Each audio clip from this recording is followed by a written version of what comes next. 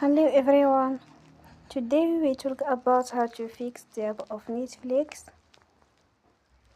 We will go to settings.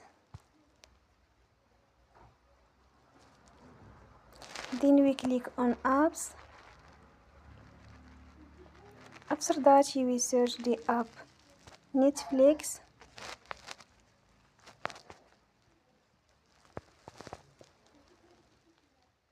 And you will click. Then you will on Forcestop. After that you will go to storage. Then we click on clear cache. You will go to Play Store and you will update your app.